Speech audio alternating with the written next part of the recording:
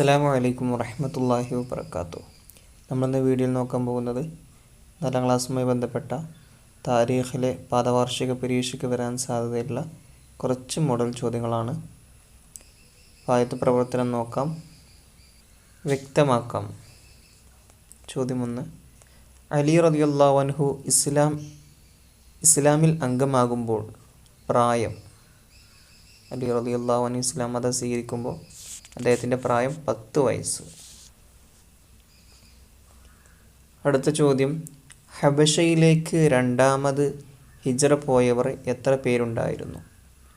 ഒന്നാമത്തെ തവണ ഹിജ്റ പോയിട്ടുണ്ട്, ഒന്നാമത്തതല്ല എഴുതേണ്ടത്, മറിച്ച് രണ്ടാം തവണ വീണ്ടും ഹിജ്റ പോയിട്ടുണ്ടായിരുന്നു.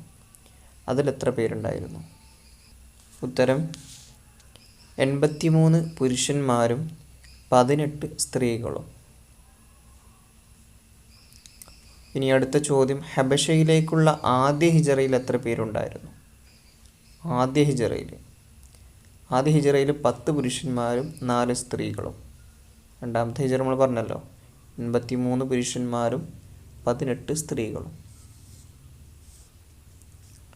ഇനി അടുത്ത ചോദ്യം, ഉത്തരം പറയാം. നബി സല്ലല്ലാഹു അലൈഹി വസല്ലമ തങ്ങൾ ഇസ്ലാമിലേക്ക് ജനങ്ങളെ ക്ഷണിക്കാൻ തുടങ്ങി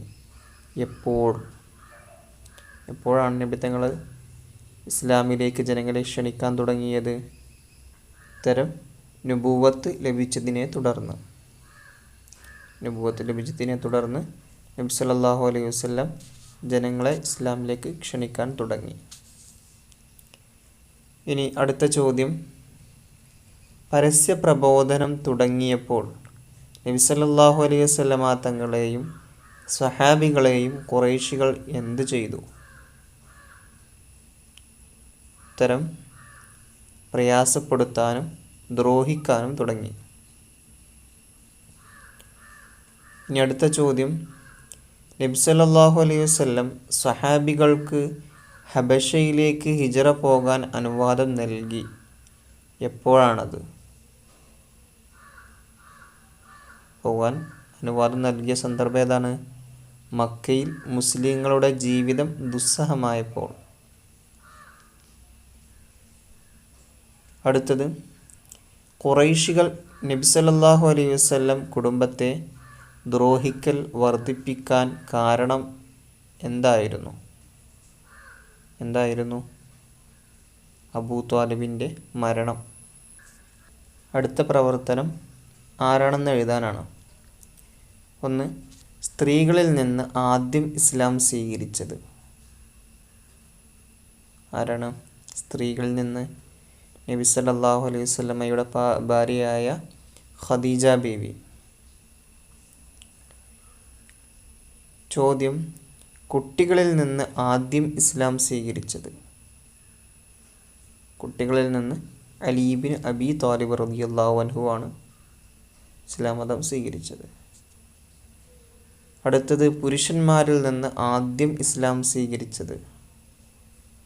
ബഹുമാനപ്പെട്ട അബൂബക്കർ സിദ്ദീഖ് റളിയല്ലാഹു അൻഹു ആണ്. അടുത്തത്. ഖദീജ ബീവിയും അബൂ ത്വാലിബും നബി സല്ലല്ലാഹു അലൈഹി വസല്ലമ തങ്ങൾക്ക് താങ്ങും ഡാഷ് പൂരിപ്പിക്കാനാണ്. ഖദീജ ബീവിയും അബൂ ത്വാലിബും നബി സല്ലല്ലാഹു അലൈഹി വസല്ലമ തങ്ങൾക്ക് താങ്ങും തണലുമായിരുന്നു.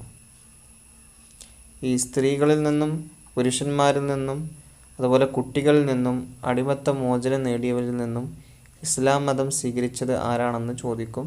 അത് നിർബന്ധമായി പഠിക്കുക, ഒന്നാമത്തെ പാഠത്തിലുണ്ടാവും.